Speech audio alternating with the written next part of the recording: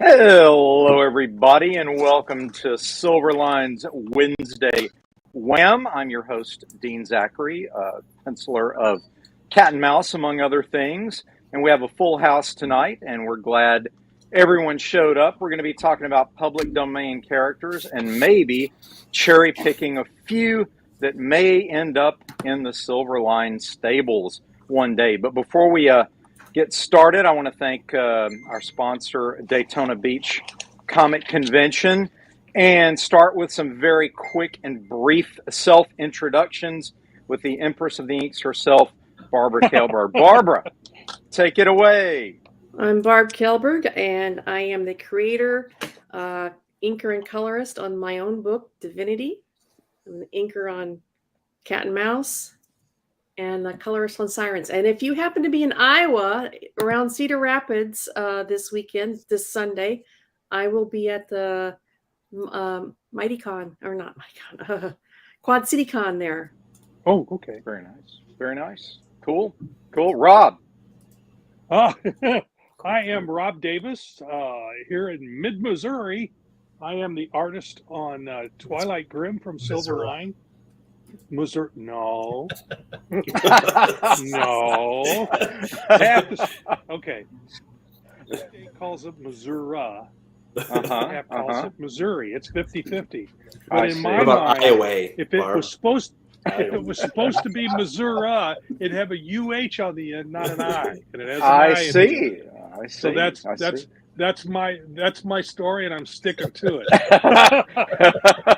But anyway, my greatest claim to fame, quote unquote, is that in the 1990s at Malibu, I worked on Star Trek Deep Space Nine, and did a little bit of work at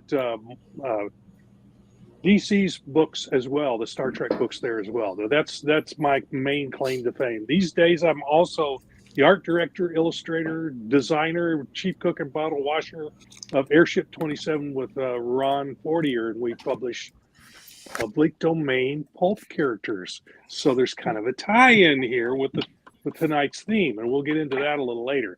Oh yeah, how fortuitous, right? And I heard that Ron is becoming a bigger part of Silverline. I heard a vicious rumor that that may be happening. I don't know if that's true or not. Oh, we'll see. That's interesting. That's something that may be something I haven't heard about yet either. And you heard it here, folks. Never know. You heard it here. Yeah, if Roland may have a big announcement that Rob will go.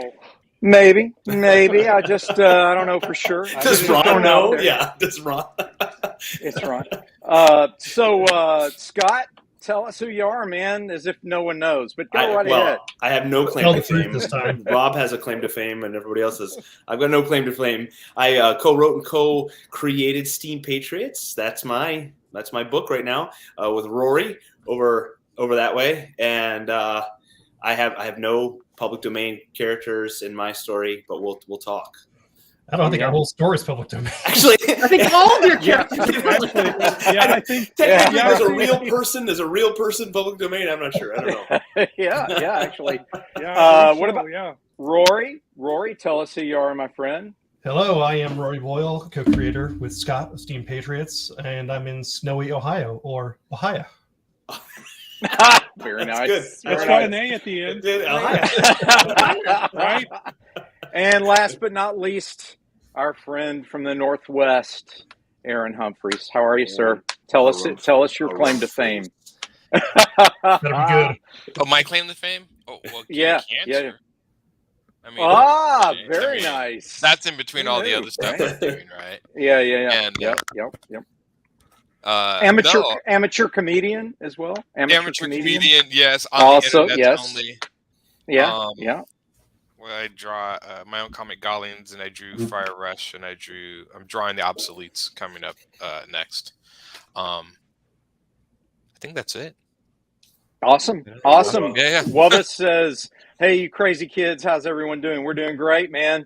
Good to have you aboard. We're about to launch into some cool stuff here. Let's just dive right into it.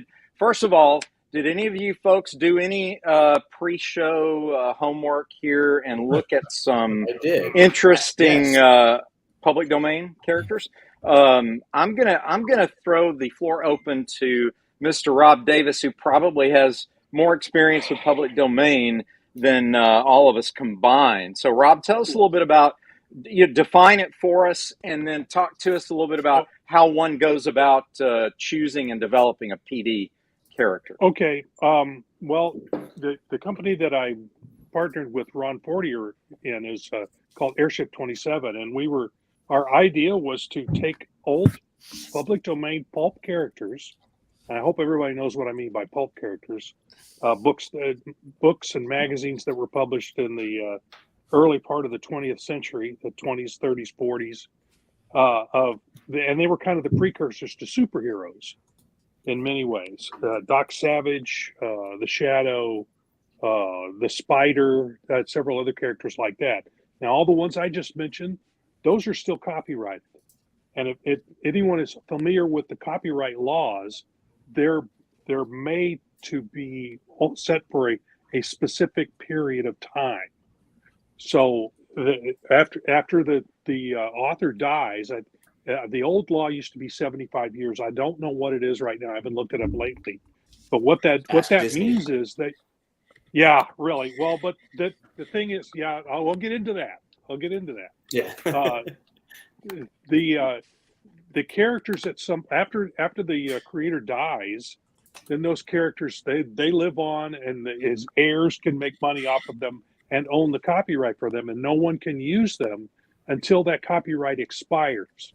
Now, after 75 years or whatever the time period is, that their interest in those dies, and then anybody can take that character and use it any way that they want. They can even take the stories that are 75 years or older and actually reprint the stories or rewrite them or edit them or do whatever they want to them. That's a concept in art called derivation. You can also do things that are kind of based on them as well without any problems. But characters that fall into the public domain are early on. You had to renew it every once in a while, especially if it was a corporate owned character. You had to renew it every once in a while, and that's what happened with, say, Mickey Mouse. Disney renewed that constantly.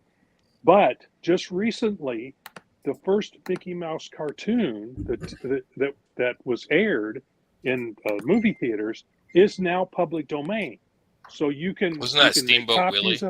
Steamboat Willie. It was the very first thing. It was, and it originally was going to be a silent, and then the talkies suddenly came along, so they added sound to it as well. A little piece of trivia. I think that's 2024 for Steamboat Willie. I only know that because I was looking it up. Okay, well, it's something about the character. He's supposed to be dropping into public domain shortly. So in any case, somebody can take that movie, Steamboat Willie, and copy it, print, make copies of it, sell it, do whatever they want with it. But it can't say Mickey Mouse on it anywhere because Disney has trademarked Mickey Mouse, and stuff that was done with Mickey Mouse later is still going to be in copyright. Now, Disney has been able to finagle this. It's actually been almost 100 years from when Steamboat Willie first came out. Yeah, so they finagled those. Yeah, 28. No. Yeah, so it's right in there. Yeah. So anyway, we can work with Airship 27. We do our biggest selling book, our Sherlock Holmes books, and the only reason we can do anything with Sherlock Holmes is he's essentially public domain now. I mean, there've been lawsuits over the years, and finally the character was sold and went through a bunch of different stuff. I don't know the full story, but anyway, it ended up going to court, and finally an American judge says, stop suing people over it. It's in the public domain. Everything up to 1928 or 25, I forget the exact date, is now in public domain. Any concepts or any stories after that, then you're going to have to pay the Arthur Conan Doyle estate money to use. Not to go down a rabbit hole too much. Go ahead, Barb. Ryan Permison says, "Hello, everyone. How All are right. you? Hi, Hello, Ryan. Hello, Barbara. Have a great show this weekend." And Wubba Yeah. also said that Disney pushed to have Yeah. public domain pushed to 95 years. Yes. Yes. It's interesting not That to doesn't surprise me. not to deviate too far, but I love that Disney's like bread and butter is already a derivation of other characters. Where Steamboat Willie is Buster Keaton, and Buster Keaton was a derivation of another story and a song, right? Or a story, and then all of they've got all the Grimm and all the fairy tales from the 1600s and 1700s. So yeah, but hey, I mean, hey, if you're gonna be a multi-zillion-dollar organization, go. All right, they want to own everything. So, Rob, what can you tell us about Zorro? I hear that Zorro is in a contentious state of release. Some reports are on the internet that he is, and some say no, that the rights are still retained. Have you heard any updates on Zorro, or has anybody watching? I haven't heard anything recently about Zorro, but I thought he was actually copyrighted still. So yes, that's what I've heard my as well. Understanding. That's my understanding at this point. But he should be dropping, or at least his early story should be dropping into public domain before too long. Again, it'll be a case of you can use the stories and you can use the character. But if you put a book out or anything, you can't put Zorro on the cover as part of the title. That'll probably be trademarked by whoever owns that. That's how that works. Trademark is completely different from copyright. Trademark lasts as long as you can protect it. If you keep people from using it for different purposes and keep it as your owned property, you can keep that going forever, which is what Disney is surviving on, or has survived on. Plus, they keep throwing money and legal stuff at keeping stuff in their copyright for as long as they can. And that when that 95 years comes up, you can bet they'll push it. They'll try to push it further again. For you, they're not going to give up as long as it makes them money. They're not going to give up. You Floridians talking about Disney and their control. It's funny that and this is related to comic books. If you've been to Universal Studios, you will notice all of the Avengers stuff inside Universal Studios, and because that was happening way back when Marvel was selling off all the property to get some money, and they managed to. Their lawyers got this ironclad deal that even when these movies came out, when Disney had it all, it's still in Universal Studios in the theme park. And when the Avengers movie came out, they vinyl wrapped the Disney vinyl wrapped their tram with all this Avengers stuff, and Universal's lawyers just counted the number of times that tram went through their park. Much sent them a bill saying, "I'm sorry, you can't. Sorry." I don't know if that's still the case like today, but I know that 3-4 years ago, day those lawyers had. we're just watching the Avengers go into Disney. But that's probably one of the few holdouts that Disney didn't have complete control over some of their characters. But it may be changed right now. It might be not the case. I haven't been in Universal. Sony and Universal are like this, if I recall correctly, right? Sony owns Spider-Man and the Fantastic Four, I think. Fox, I believe you're Fox right. owns X-Men, but I'm talking. This is not anymore, but they did. Yeah, this deal with getting Marvel characters and Avengers characters inside Universal Studios was well before the Avengers franchise was on anybody's radar. So they got this ironclad deal that even after Disney owned them, they couldn't have them in their theme park, which is kind of funny. Yeah. Well, it's funny because it's usually Disney the one running around telling everyone not to use their stuff. Exactly. Yeah. Exactly. Turnabout's fair play. Oh yeah.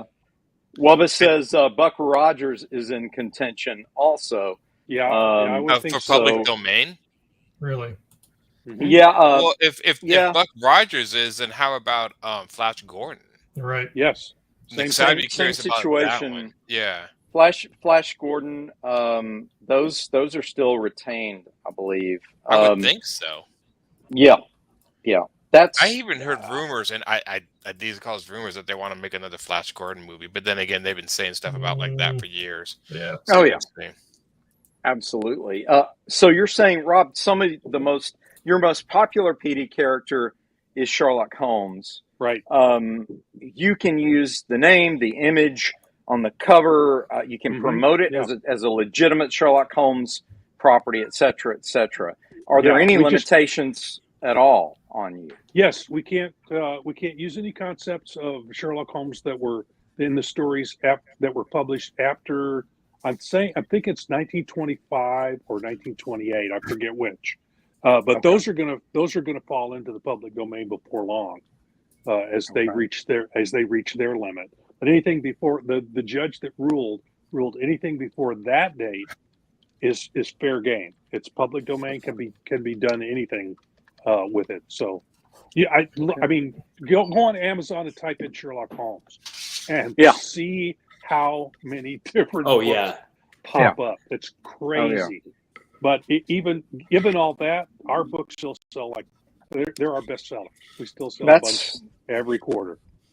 Which brings me to what I want to bring up here, and that is, what character in your mind, Rob, since you sort of took the stage here first, what character from PD that you haven't seen would you like to see, maybe as an auditioning character for, let's say, the Silverline stable one day? What would you like to see? Oh, well, there's a bunch of different stuff. There's all the stuff that was on the Protectors. All those characters are supposedly PD. And I don't know if Roland had a lot to do with Protectors back when it first came out at Malibu, but some of those would be real interesting.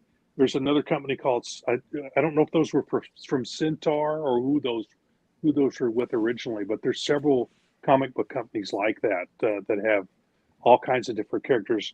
The one that comes to mind that has a split public domain and not public domain is the Green Llama. Yeah. The stories, the prose is still under copyright. Apparently, the comic book character that was based on that is public domain.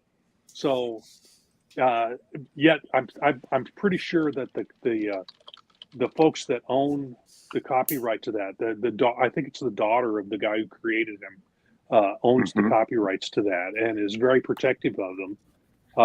We crossed her because at one point we thought the character was public domain, so we published some prose stories of Green Llama, and we got a cease and desist. And she actually let us continue to publish the one book that we did of him, and so it's still out there and still published, but we can't do any new ones.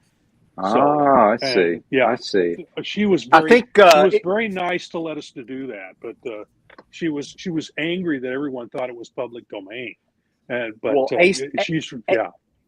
According to the internet, AC Comics had it, and also a little bit later, Dynamite.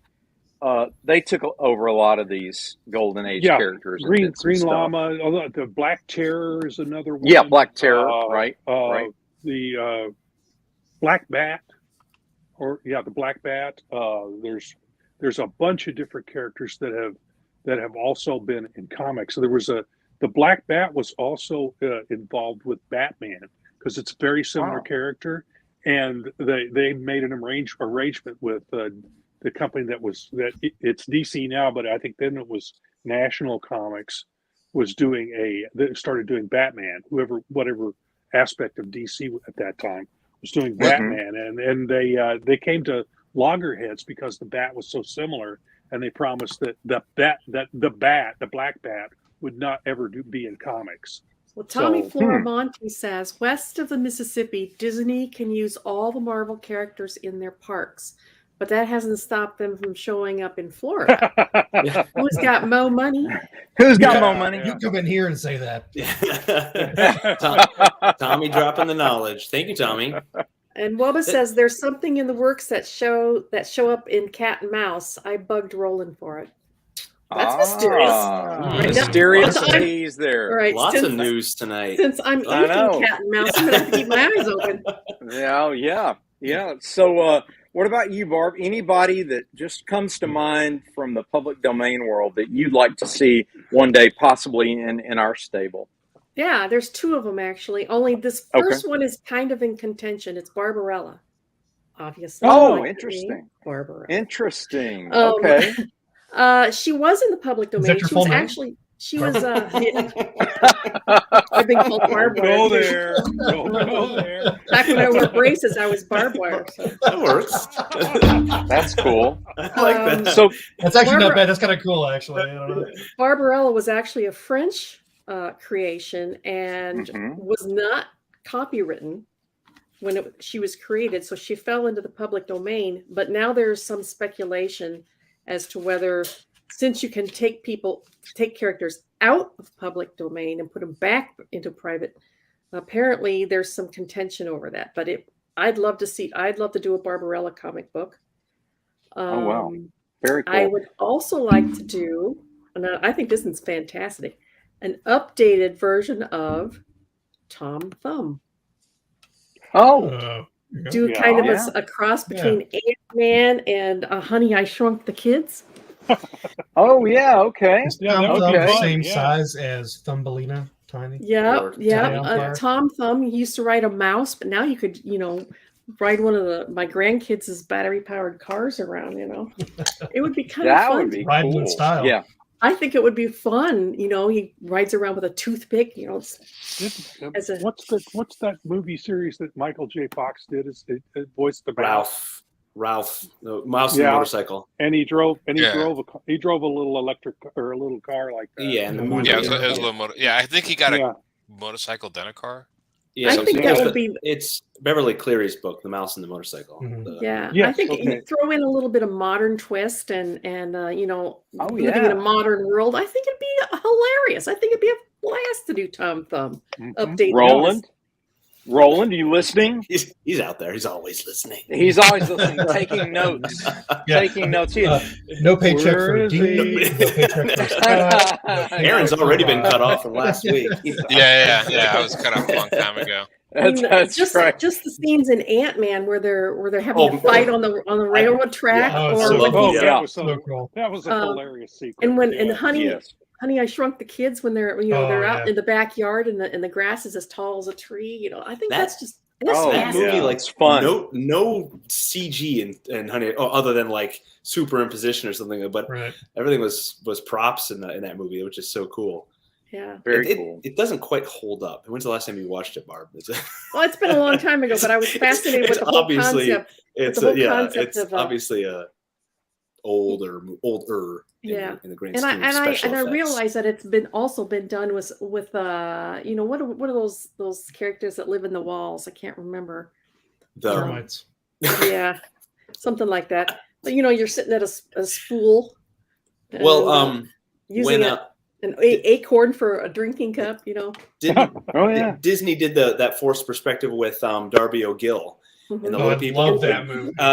Trivia. Dean, anybody who was in that movie before he was Sean Connery. Connery. He Darby had O'Gill. hair. Bond. Yeah, James Bond. and Yeah. he sings. Connery. What song did he because- sing? Because didn't was it either Ian Fleming or Cubby Broccoli said that singing Scotsman from Darby O'Gill when they suggested it? Yeah, right. Yeah. Right. Yeah. Oh, she's Ian my Fleming my did not want him to Favorite be Bond. movies when I Darby was goes a a great kid. I movie. Yes, love yes, that God. movie. Banshee! That's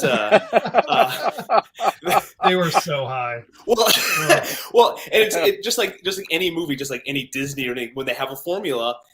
Okay, more trivia. They did the forced perspective with King Brian and all those. Then they redid the forced perspective with the two kids from Mary Poppins in what movie? Babes Chitty in Toyland. Bang Bang? Knobs and broomstick. Your Was it Barb, it's got a car in it. Chitty Chitty Bang? I said Chitty Chitty Nope, Bang Bang, but it's not that. Oh, Nope. Herbie the Love Bug. Anybody? I don't The know. Gnome Mobile. Oh, The okay. What? The Gnome Mobile. The Gnome Wow. Mobile. Yeah. Wow, I've It's never- weird. I'm gonna have It's to weird. look Okay. at that. I don't even. All right. I don't You even have got recognize that. obscure, Oh. dirty shit. Boy, that Only is. because I think that's those two kids from Mary Poppins. That's the only two movies I think they're in. I think The Banks kids. Yeah. Yep. Mhm. They have a rich Mhm. uncle who has a lumber empire, and of course he's killing all the gnome homes, and the kids course. convince him to stop it. Like Yeah. Fernelly. Then they have to move into people's yards. I mean, they don't want that. Yeah. No, not in my backyard. Not in my backyard. Not my backyard. NIMBY. Wooba. So yeah, Wooba said Fraggle Rock. That's are you talking Fragile Rock? I like. Fragile I saw the I like correction, fragile. but I like Fragile. Correct it. Yeah, I like it Fragile. too. That was the Italian dub. Fragile. Was Yep, that in yep. reference to Barb and the things live in the walls and that talking pile of garbage? Yeah, that could be Fraggle Rock is yeah. so weird. Isn't it weird? Yeah, Very, very strange, odd, strange. but Anything creative. from Henson Mhm. Studios, right? Mm-hmm. Yeah. Mm-hmm. Oh, yeah. Clever though, very Yeah. clever. Yeah. I like those, Barb. Yeah. Aaron, let's walk into the world of your strange mind and what would you like to see as As far public as- domain? We're all You know, tripping. honestly, I don't know. I don't really read a lot of Yeah, I have a tough time too. characters public domain. Yeah, I'm just It can be honestly, to tell you the literature, truth, dude. a It can be- lot of public domain are rewritten like they do something like Wizard of Oz or something. It's just like an immediate turn off for me. Really, I really like to see something Hipster. completely new. So Yeah, well, I So just no- like to see so- something completely new. I feel Like like no- a lot of times that people like they do public domain, it's like half the audience is already done for them, which is obviously the reason to do it for a lot of Yeah, reasons. exactly. Yep. But Mhm. I just feel like sometimes people take ideas and show her. It's always like an interesting twist, and sometimes I read the story, I'm like, well, it's the same story but with a twist or something.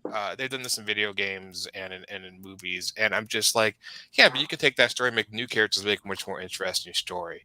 I don't want to say it feels lazy to me, but this is part of it. I mean, I actually started trying to read Sandman, and he does that all the time, Neil Gaiman. And I got like, Mhm. I don't know, 2 volumes in. I'm like, I just do not want to hear anything about Kane or whatever about all this because it's like how many.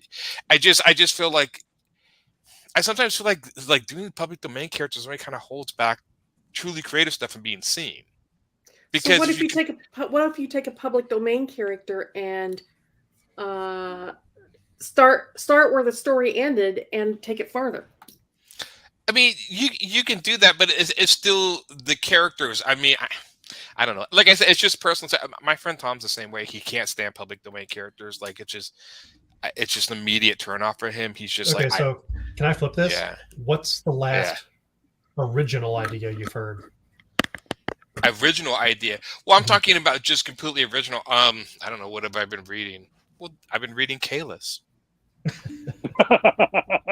That's pretty original. Okay. good stuff. Well, I mean, that's pretty original. Yeah. So, I mean, Yeah. there you go. I mean, I like it so far. I've read the first 2 issues. I've read the Luther Strode comics. Those are kind of original. I mean, I know everything is derivative of something else. Yeah. I mean, if that's the idea Yep. you're going for, Yeah, I I understand was that. thinking archetypes, yeah. Right, yeah. Everything's derivative of something else. But if you're just going, this is what's her name from Dorothy from Wizard of Oz. Like if you actually call it Dorothy and she's in Wizard of Oz, but you make it like heavy metal Wizard of Oz, it's still the same character and the same premise. It's just heavy metal. So do you see what I'm saying? It's like they didn't even attempt it. It's just like it's the same thing, but now now she's a hipster. Well, I guess they smoked, But I mean, I don't know. It's just it's Goth Dorothy. Neil Gaiman does that a lot, and I couldn't get through Sandman because of that. So if Yeah. I gave you, say, Beowulf and I told you to love bring Beowulf. Beowulf into the modern age, could you do it? That would be a good one. Could I do it? I Every mean, movie technically, is I would set out to be able to do it. Would I want to do it? No. Why? I'll do it. I'll take it I up. have Beowulf. Yeah. Why would you want to Go reduce for it? I don't understand that. This is why I don't understand fan fiction. I mean, all these people put all this work into fan fiction, which I mean, regardless of what you think, but then it's kind of like, yeah, but you could do something cool and new and something, even if it's a little derivative from something else, you could do something cool and new. And it just seems like it's like why like handicap your creativity with that? Because you are kind of handicapping it because you have to keep it within the context of the original story, or it completely doesn't. It leaves the story. If you do the Wizard of Oz, on the other hand, if you're introducing a brand new character, people are not familiar with it, they have no connection to it. But if you're using a public domain character, say like I said before, Beowulf, and you bring them into the modern era, people will say instantly have name recognition, and they will be curious. Exactly. But then again, how do you start introducing new characters if that's the case? I mean, you're saying like if you need new characters, no one sees them. It's like, well, in that line of argument, then you might as well not introduce anything new at all and just keep rehashing the same old, same old. I mean, have you seen Fable? Have you seen? And say, well, it's because you're basically saying this is an easier way out. Yes, of course it's easier. I'm looking at it from a marketing standpoint. Yeah, right. Yeah. I mean, from a marketing. It's great to be a genius with your own characters, but you know, I like to put food on the table too. The starving artist can only go so far. But I mean, you could look at it this way: the guy who did Ninja Turtles did something original, and they're millionaires. What if they did something derivative? What about Jeff Smith? Everything is derivative of something at some point. Well, yeah, but what if Jeff Smith, you know, when he made Bone, it was based on Lord of the Rings. I mean, people who take chances I just think it's like there's got to be an equal or more because it just, I don't know, it gets boring. To me personally, it just gets boring because I'm like, I technically already know the ending to the story because it's following the same story I've read 1,000 times. Well, that's the key to doing good public domain is you do new stories. You're not retelling the old stories. Do something You're different. taking the character and right. It's like the ones that we use at Airship 27. When we do the Sherlock Holmes books, we tell the authors they need to be written as if Arthur Conan Doyle was still writing them. They're still set in that age. There's, Watson's still telling the story, and at the end of the story, Sherlock Holmes solves the mystery. Or it's a new mystery. Fails to solve the mystery, but it's a brand new mystery, and there's some brilliant stuff that's been done that way. But you could argue. I see what you're saying, but you can also argue kind of in context of stuff doing brilliantly. But like, let's look at like manga versus American comics. Majority of manga is new stuff, not pre-existing characters. A lot of the West makes a success on already the own characters. How many new characters have been introduced in the last 10 years in comics? In American comics, not many, but in manga, it's totally new. They have a lot. They have the American comic scene, so they have more readers. People are reading manga, thick manga on the train as they go to work. It's very well accepted. So there's a bigger audience for them. So, true, but I'm talking about American readerships in America. I mean, of course, yes, they're going to read their own stuff, but even in America, they're reading more. But again, are they reading that because it's new stuff? And not derivative of the old problem characters. is finding the new stuff. Right. But I mean, it gets buried underneath all the other stuff. Right. But what I'm saying is Americans are lazy. I hate, as an American, I know this. They're going to more likely find something that they're already familiar with to read or consume than they are something brand new. How many rehashings of Spider-Man can we live with? How many rehashings of James Bond can we live with? I mean, there's just they're even talking about doing Harry Potter again. Oh yeah, already. I like to suggest it's more of a sliding scale. Yeah. That people are comfortable with something and then look for something similar, which slowly takes them away from their comfort zone. How many variations of King Arthur? Yeah. How many good ones? Yeah. And here's what I'm seeing in the discussion though is we're talking about demographics. So what you're going to do is there's going to always be a demographic for something. And, Aaron, you might not be the demographic for PD, but there's plenty of people out there who like it. So I get it. Name recognition is huge. It's marketing. Marketing calls for something that people recognize. Yeah. That's why John Sure. Carter didn't. They couldn't quite figure out how to market John Carter of Right. Mars. Well, also So, there was right. also the point that it was a little outdated with a little bit of what we know about Mars. So Mhm. I mean, Well, the it's fact that true, yeah, but it's yeah. willing Yeah. suspension of disbelief. You Yeah. know, so that was I actually liked the John Carter movie. But again, it's like, can you jump really high on Mars? I mean, I understand the concept, but I'm like, it's hard because it's like, well, but we know a lot of common knowledge about that planet. You are so jaded. We think we It's know. it's fantasy. Have you It's been fantasy. Oh, I Have you still been liked there? it. I still liked the movie. I thought it was well done. I thought it was one of the better ones done. I mean, I liked the concept. You know, but again, I just always Yeah, I like Tommy's science. getting into it. Is using these Yeah, TV yeah. characters kind of the same as remaking movies over and over again, like I just said about James Bond and Yeah. all these Yeah. other characters. Come up with something new already. I don't think so. Just asking y'all. I am inclined to agree with Aaron Harumphreys.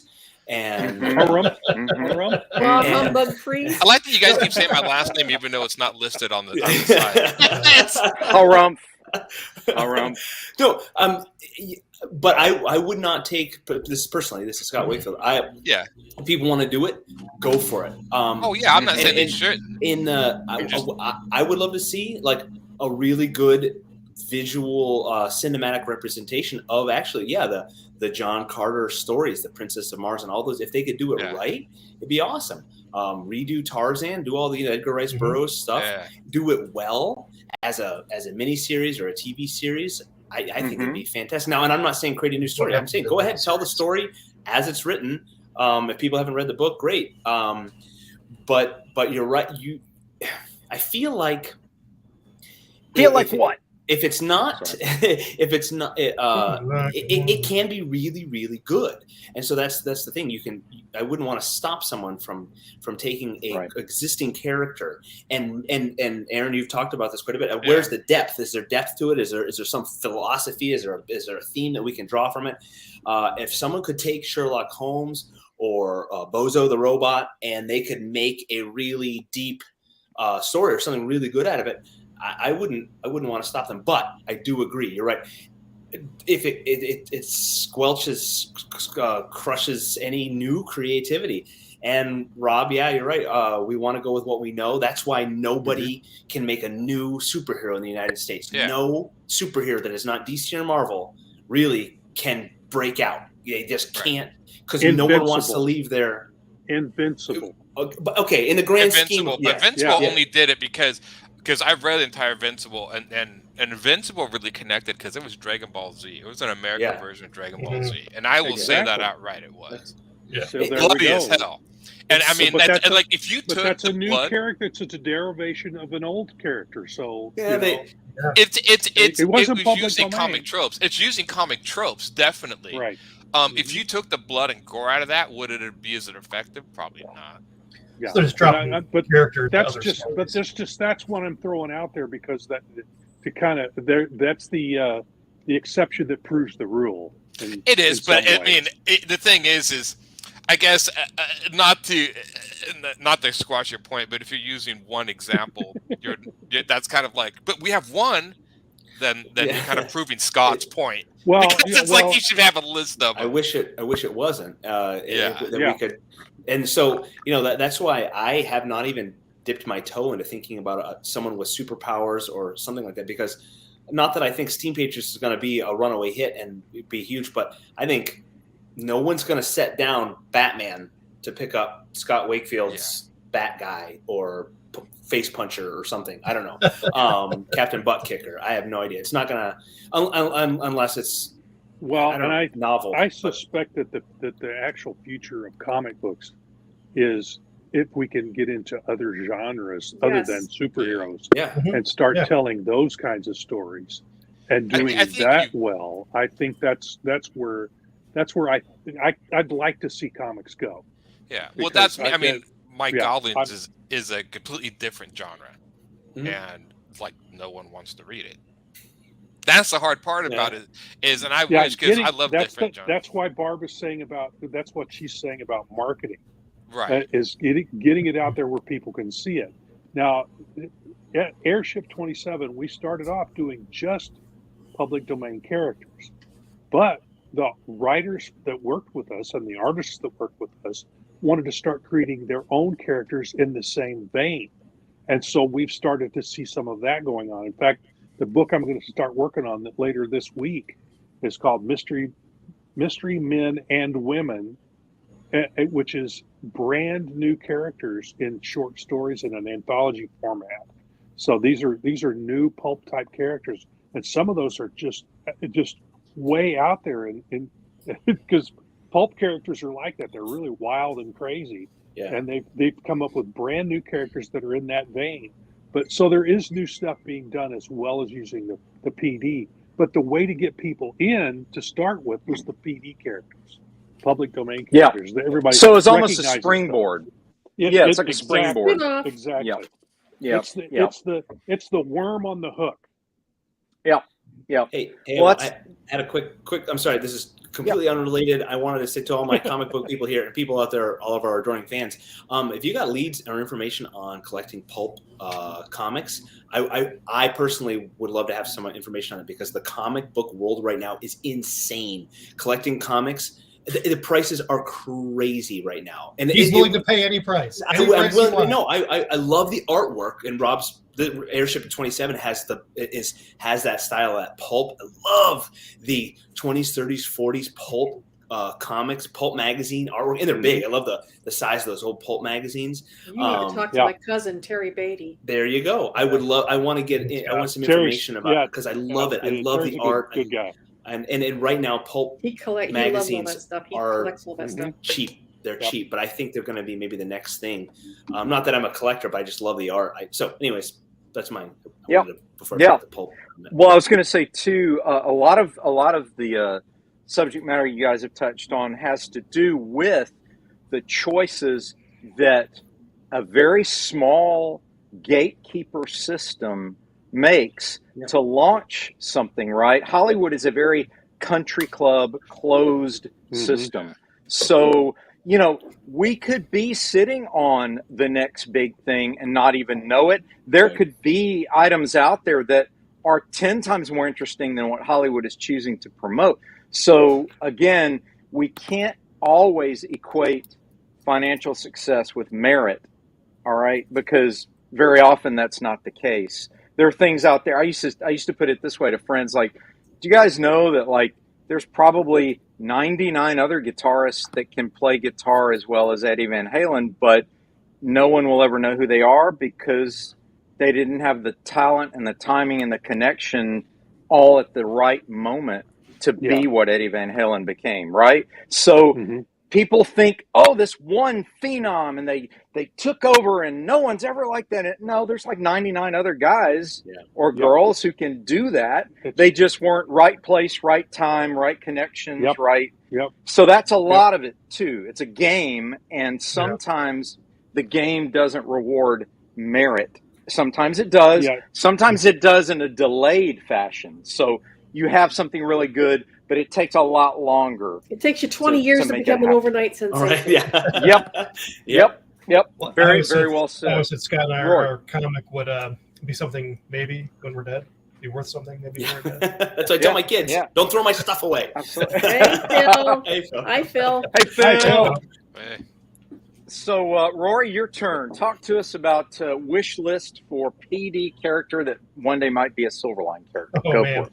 I went with all the ones that had the least amount of information, so there was no. And first, I had to say, Rob, I always thought that your logo on your shirt was the Lighter Than Air Society. I love that. Airship 27. That's awesome. That is awesome. So I did a quick trot through all the public domain superheroes and the titles that are available this year. Alan Quartermain, always a favorite. It's been out for a while. Yes.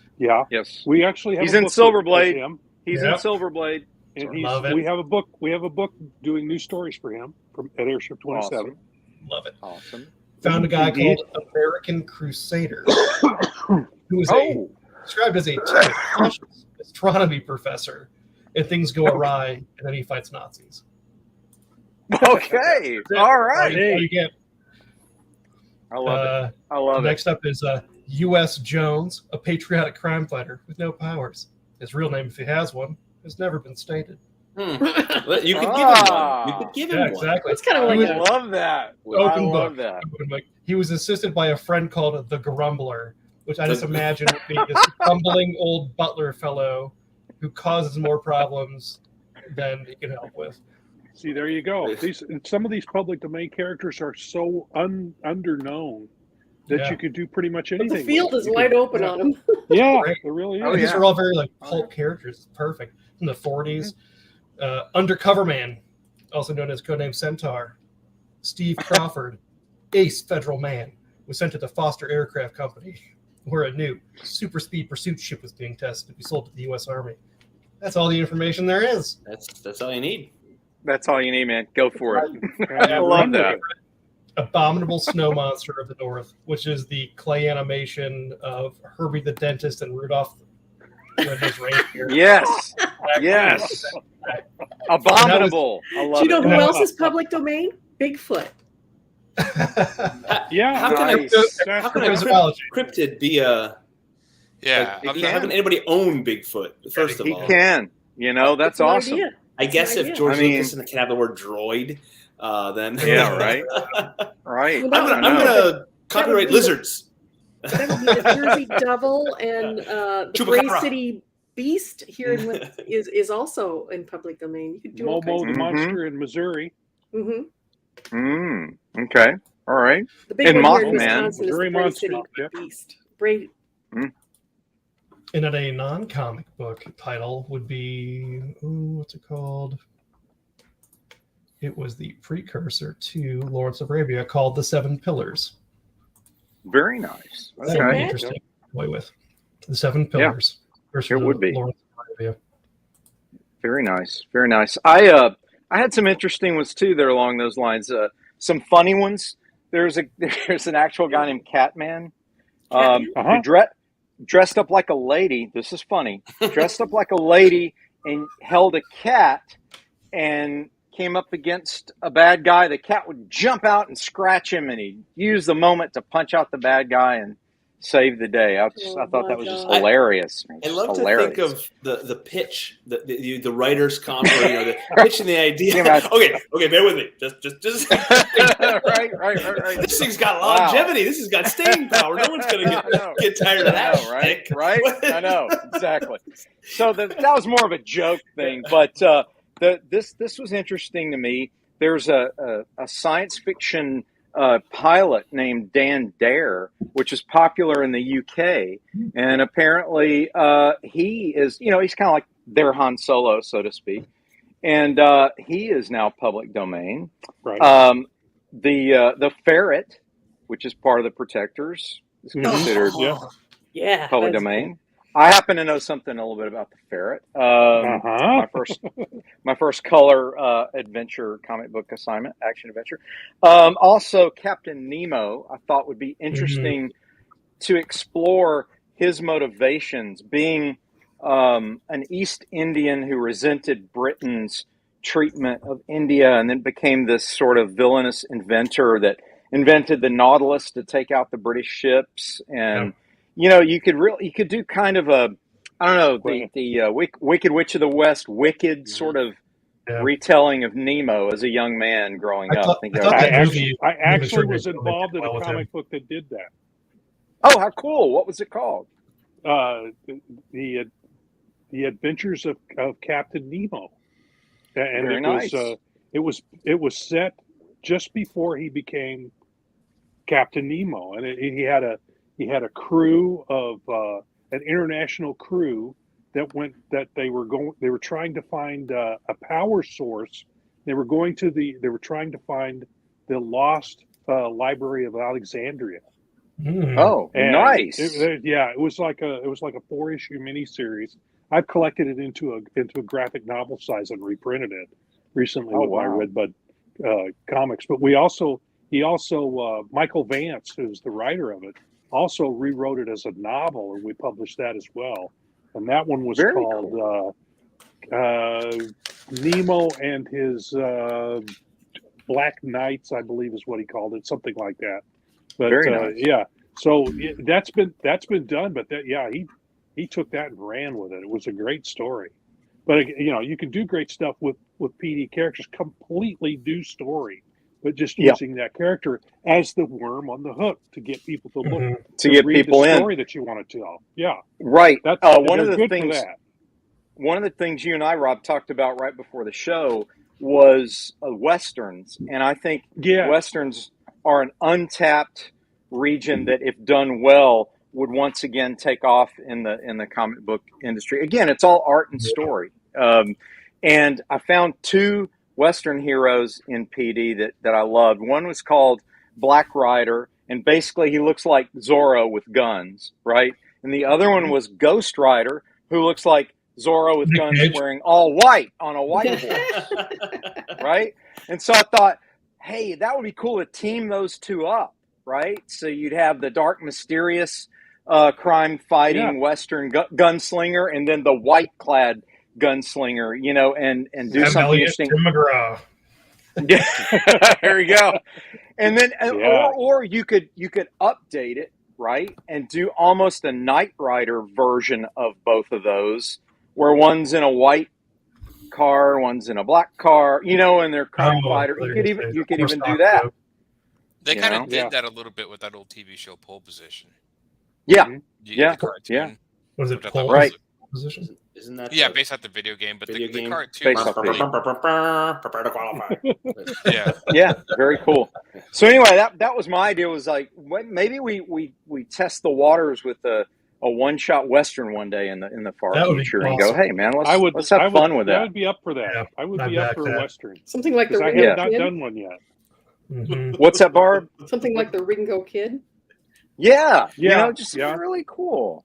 Webber says that reminds me of Spy versus Spy. Yes, it does. Yeah, Yes, it does. That's a good point. Yeah, that's very cool. Very, very cool reference. For Scott, you know who I'd like to see show up in Steam Patrons? Oh, Johnny Tremaine. It's funny you said that, because I was thinking what other non-historical characters, and I mean, really, we do have to admit, Roy and I, it's almost like we're taking public domain characters. I mean, we've got historical figures, but we've made it a point to not rely on those people. We want them to move the story along, and they're like the all worm said, on the hook. The only thing is about Johnny Tremaine is that I don't know with the new copyright laws if he would have fallen out of public domain. He was created in 1943. Okay. So if they've changed if he wasn't renewed, Probably. there was a renewal period back then. If he wasn't renewed, then he's fallen into public domain. So here's my thing about crossovers, bringing them in. Now this is me. This is my feeling. I don't know how Rory and I have never really discussed this about bringing public domain characters into our story world. As far as Steam Patriots goes, I don't really like the idea. Now, my reason being, I don't. This is not a hill I'm going to die on. I agree. It feels like it breaks the reality of our world, the verisimilitude of our world. Now, if it was some sort of one-off, or if we wanted to do a fun with some sort of trans-dimensional something where, I don't know, we have Ben Frankenstein or something like that. I have no idea. All right, we could do a one-off Halloween special of the Ben Franklin creates a robot or something like that. I don't know. I don't particularly like the idea, only because it seems to play with the reality, and but that said, everything I said before about creating a world or expanding on an already existing character, sure. And I would love to do another story, a different style of story, but for our purpose, it feels like it'd be jarring. I don't mean as a regular character. I would like just say as a pop-up cameo. Okay. Yep, I would. I do like that. Have him be in mention or in passing or something like that. Yeah, that's a good idea. Cameo. I had mentioned, and only people who had read Johnny Tremaine would be like, "Oh my God, wasn't that?" It would be a good nod to fans of that time period and people who have read that book. Yes. Yep. I did some research on the time that Steam Patriots takes place, and I suggested a historical figure appear in your story. Scott, you want to Yes. share that, or you want to save that for a Ooh. surprise later? Oh, that's a tease that. Ah, Yeah, he's a real character, and so Mhm. we have talked, Rory and I, and we've mentioned it on the show too. If our story keeps going, we really have a limitless world to keep building, Mhm. and we would love to do one shots or spin-offs to follow. So if you've read Steam Patriots, we drop a little hint at the beginning that Felix has a brother. We leave it at that. That is a line we want to follow. If we had gotten our stuff in time for the Christmas special, we would have expanded on that. Maybe there will be another opportunity. But we want it to follow that. But yes, Dean has a character in mind that we've chewed on that would be regionally appropriate for Dean, geographically. And looks remarkably like him. It looks strangely like him. There's a rugged character that would, yeah. So I don't know if I want to tease too much more than that, but we have a great, we've thought perhaps playing on this character's age at the time, and he'd be a little against technology, but have to figure out how to work with it. We've got some ideas for that spinoff. So yeah, it's gonna be fun. Someday, hopefully that will happen. We'll have a little bit more of the Steam Patriots world expand with another well-known historical character. Yeah, I'd love to do that. And here we have, as if on cue, ladies and gentlemen, Brent T. Larson. Mr. Larson. Welcome. He is welcome on a to the group. schedule. Thank you. Yeah. It's great Awesome, to man. be where I'm at. we just had about an hour discussion about public domain characters and what public domain characters, first of all, defining them, and then the pros and cons, and the people who dislike using them, and then the people who think maybe, it can work at times. Do you have any favorites from the public domain, whether from literature, distant ancient literature, all the way up until the early 20th century, that you would like to see possibly developed, even as appearing in a Silverline title or having their own Silverline title? Brent, have you thought about that at all? Not even a little. Not even a little. Okay, this is honest. Yeah, I just yeah. I'm getting onto the Silverline Wednesday Wham chat here, Mm-hmm. and I'm now seeing that I should have done this earlier. Well, does anything pop into your head that's like, this might be cool to do this or that, or Sherlock Bale? Always the best. Oh yeah, we Public discussed domain. Sherlock. Yeah. Yeah. Oh, James Bond is in the public domain. I think that's wrong. I don't It's gotta be. think so. I think that's Nope. wrong. Yeah. Nope. Huh. No. Because he was. Dean No. resembles him too much. I would not touch that. I'd sue. Oh, yeah. Yeah, not gonna happen. That would be too hot to touch. Actually, Robin Hood is kind of cool. Yes, Yeah. I love Yeah. Robin Hood. I love Yeah. Robin Hood when he's done well, and when he's Yes. not, doesn't matter if Ridley You mean Scott like Men in directed Tights? it. Well, Kevin Costner. Kevin Costner. Only if you bring No. Alan Rickman with. Yeah, agreed. Alan Rickman can do any Yeah. character, right? I'll dig his heart out with a spoon. with his spoon. Why is Pencil Spoon Christmas. Mr. Why is Takagi Spoon cousin? won't be joining us for the rest of his life. He's great. Because he's just unlike great. other Robin Hoods, I speak with a British accent. Indeed. Oh. Indeed. Oh, I love Bows, that. arrows, quivers, It's- pantyhose. Did you say Abe Lincoln? It's so Oh, nice. man. They were just like Tights. Snape would have been good to have his own spin-off book. Oh, Can you man. imagine Yes. that, right? Oh, yeah, he would. Professor I'm surprised Snape? he didn't. Or I'm do it surprised like they young haven't already. Sheldon, young Snape, and have him. Yes, Yeah. young Snape.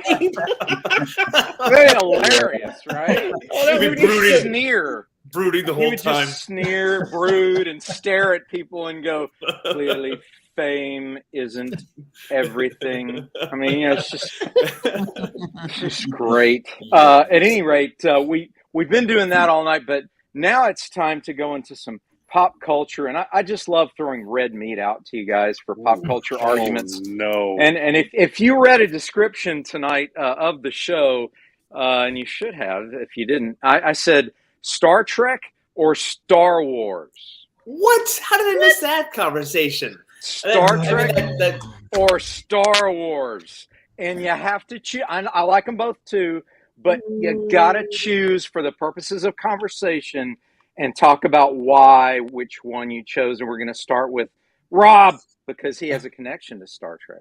He does. Obviously, Star Trek. Yeah. Okay, tell us why. Because of the themes that it explores, that are traditionally explored in the older Star Trek. I haven't watched the new stuff, Discovery or any of that, or Picard. Okay. But even in Next Generation, they were exploring different aspects of the human condition, and putting light on different things and making people think. Whereas Star Wars, where I like it as well, I like it for a different reason, but I like Star Trek more. But Star Wars is more it's more fantasy oriented, whereas Star Trek is based in technology, even though a lot of its aspects are kind of fantasy oriented as well. The whole transporter thing is that's very, very difficult science. I don't think it'll ever be capable of doing it. There's too many problems with it. But as a storytelling device, it's great. But unless they do the classic clone you and then kill your original teleportation. That's the problem. That's what you start getting into, because you scan somebody and recreate them somewhere else, but the original's still around. Yeah. People wrote good stories about that concept. What about the soul? How is that incorporated? Come on, Tommy. So I would go with Star Trek. Bring it, Tommy. Bring it, Tommy. Come on, you buddy. Can handle it, Tommy. You wouldn't dare. Yeah. It's too hot in here, man. Come on. It's too hot in here. You like Tommy? Captain Picard could kick any Jedi butt. Whoa, he's stepping out there.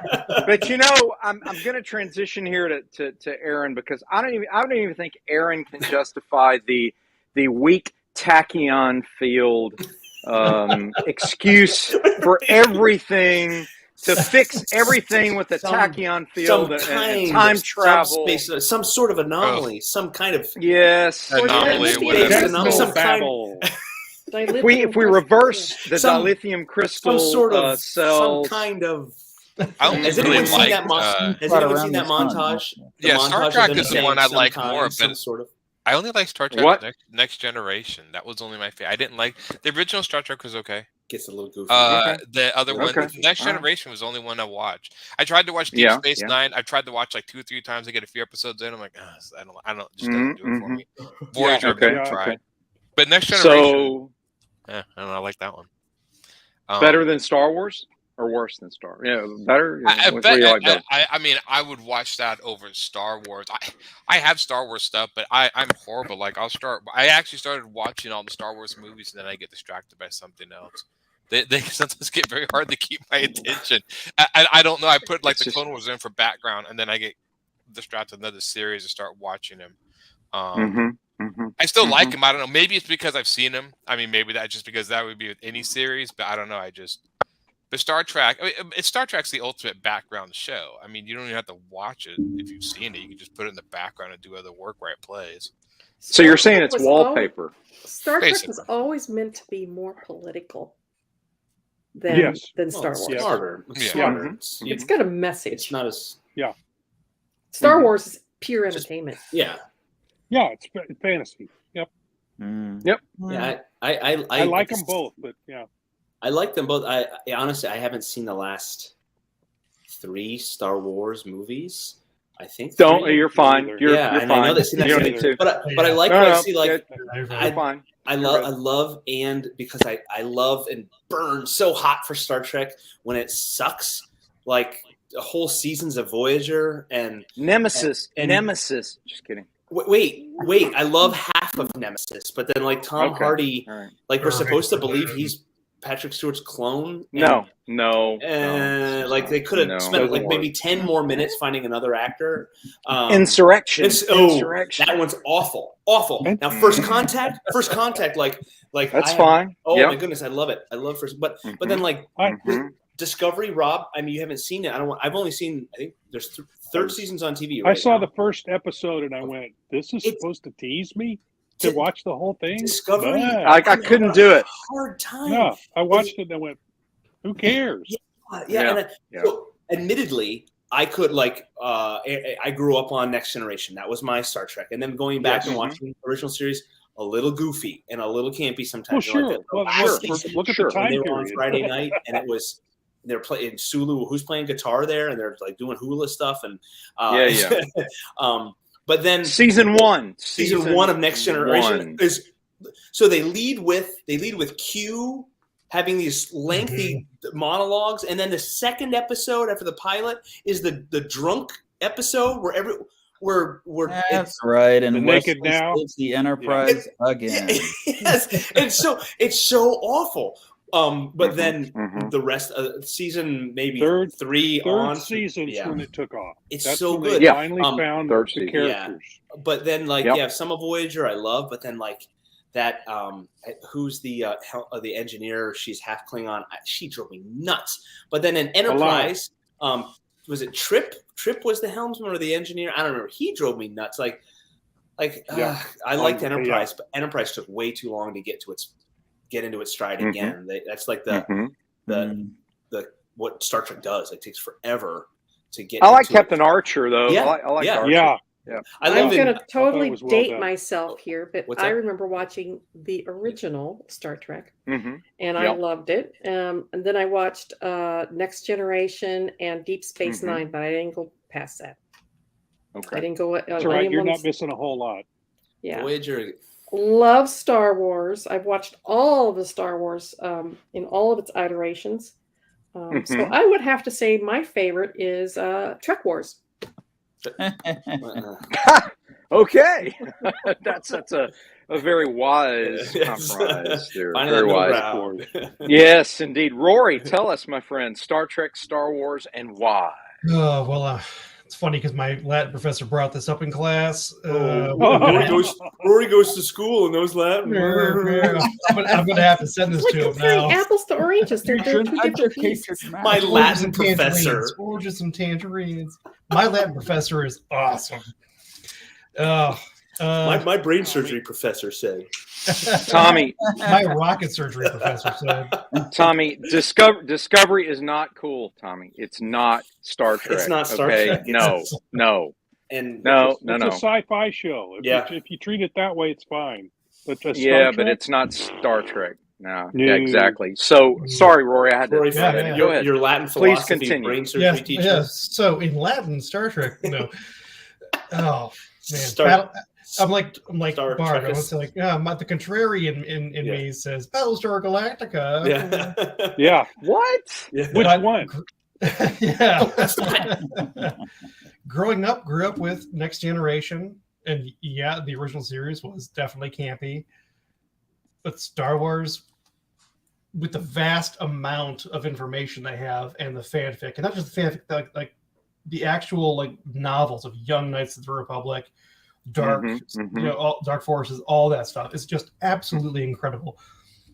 But I feel like Star Trek delves more deeply into actual humanity, so I'm going to go with Star Trek. Yep. Wow. It That goes into surprises me. Ethical Really? Really surprises me. I would have taken you as more of a Star Wars fan. I'll reveal my position And here. I love everything shortly. about Star Wars. I think it's great. Even when people say I don't like X, like I didn't like Rogue One, but I do like. I liked it. I liked that Mandalorian and the Boba Fett Chronicles, whatever it's called. Book of Boba Fett. Book of Boba Fett. I think it's interesting. I'm enjoyed by it. I don't need to go too deep into it. But Star Trek is just from its core. I hear you. Tommy says, "Dude, that's what I said." He did say that it's not really Star Trek to me, but I still think it sucks. So that's just my opinion on Discovery. Wubba Fett says, Option C, Farscape, which, okay, man, to each his own. I don't know. It's just not, I don't know. I never could get into Farscape. I don't know. I never That's a got good it. So, one. I like Brent, Farscape. Oh, I got a question for you. I'll be curious to see what you yeah, guys take on this Yeah. and stuff.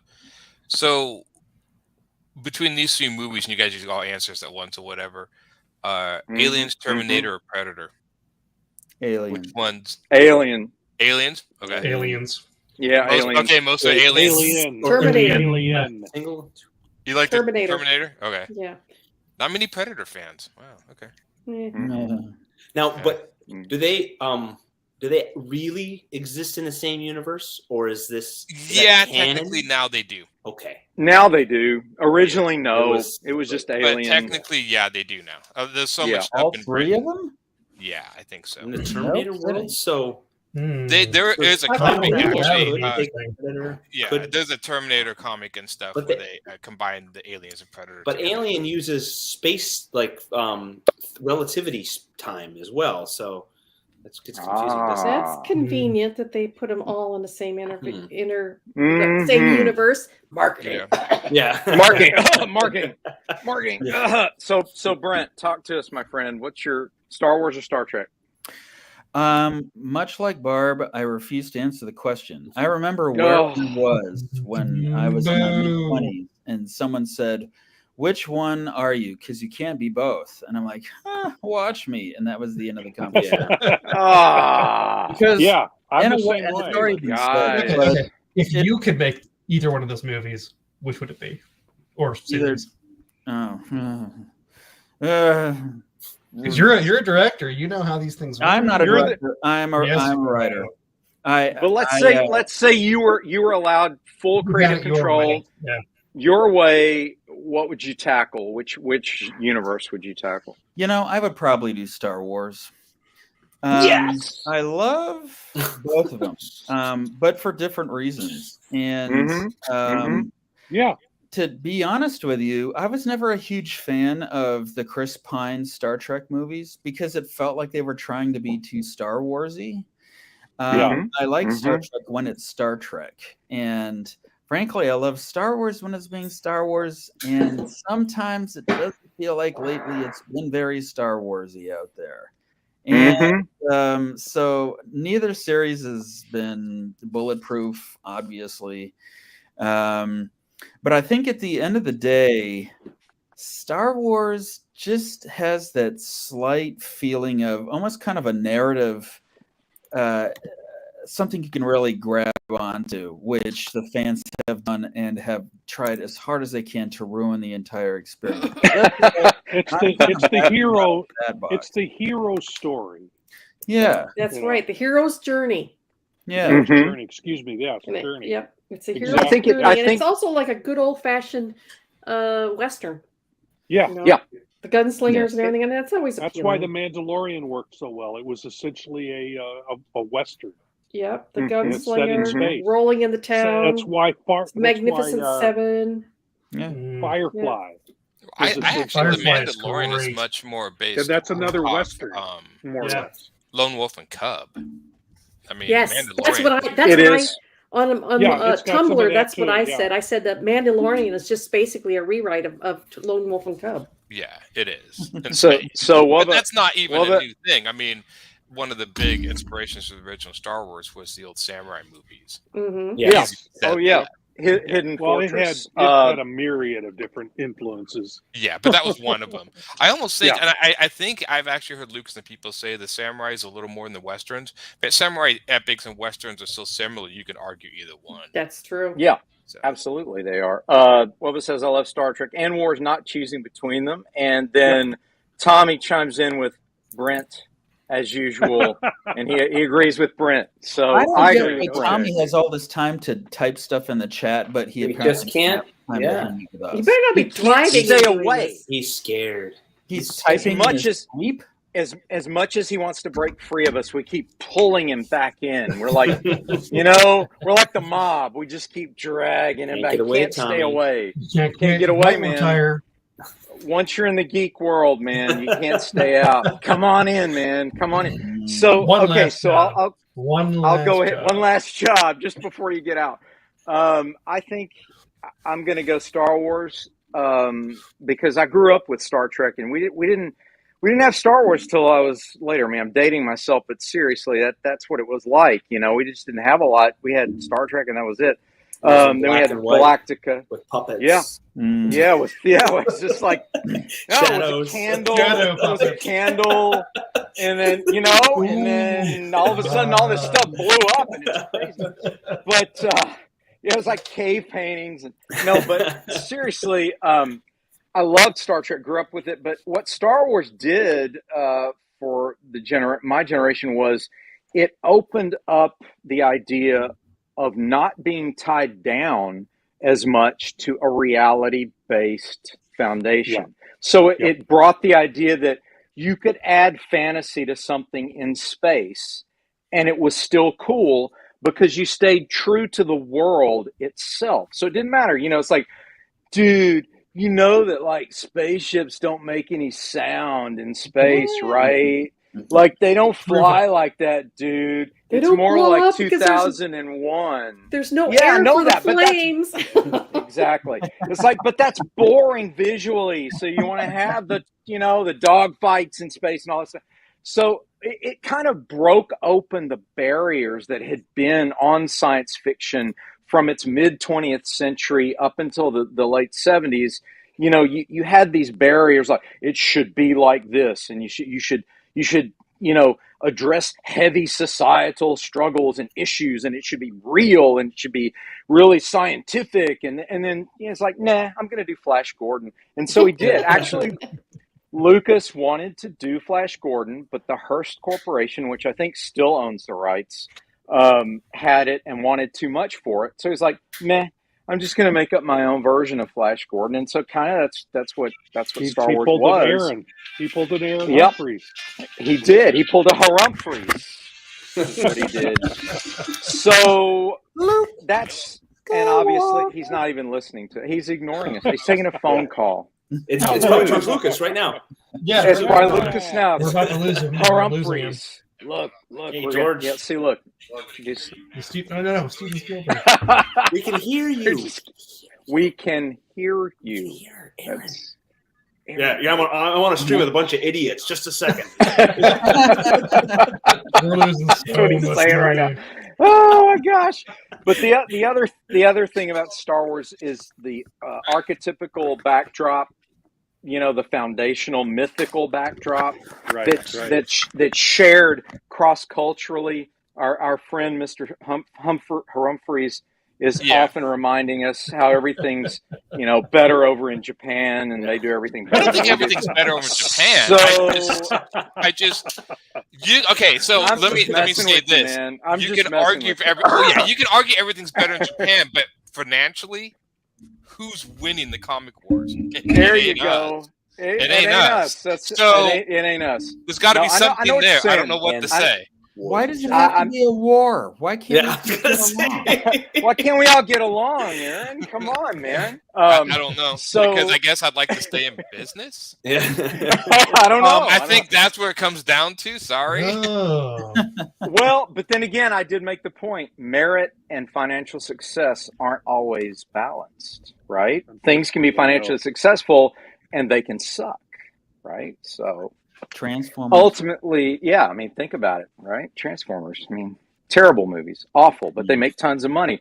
I mean, Fast and Furious. I mean, that's not Shakespeare, but they make tons and tons and tons of money. Shakespeare, by contrast, makes no money, but it's considered. By the time excellent. they come around the Fast and Furious 25, they'll probably run out of ideas. Right, run out of interest on it. So.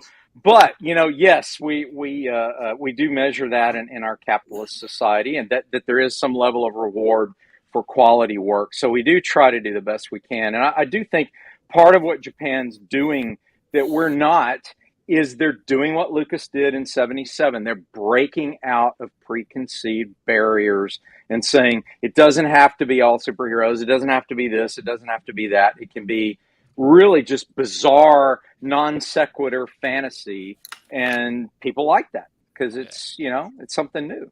And I think a lot of anime and manga goes into that sort of underground punk attitude. It's Sure, so different sure. and weird that people like it. I mean, that was part of the Ninja Yeah. Turtles traction. Which Yeah, was so absolutely. Well, and that was a slow news day too. Yeah. Teenage Mutant Ninja Turtles. That was a slow news day when that hit. And Oh, it got, yeah. and then it got picked up by the national news, and it just blew up. It's what I say about it. Right when time. people ask me what luck is, and luck is when preparation meets opportunity. Mm-hmm. And Yeah. they put something new out there, and then the opportunity popped, and it went crazy, and they've capitalized on it ever since. You know, They were- strange they enough, were I lucky. guess Right place, I can almost argue with the Ninja Turtles. Strangely enough, you can almost argue public domain a little bit with them. So go back to the original topic of public domain. So the original origin, the original inspiration for Ninja Turtles, the actual origin of the Turtles is based around Daredevil. Yeah. And if you actually look at the Mhm, original scene, mhm. it's the exact same scene of Daredevil getting his powers, except the canister Right. after it hits Daredevil goes Sure. into the sewer. Yeah. So And you're doing Stick. a public Yeah. domain story, but introducing brand new characters out of that, which I find kind of fascinating. Well, actually, Mhm. it wasn't public domain, but it was. They were doing.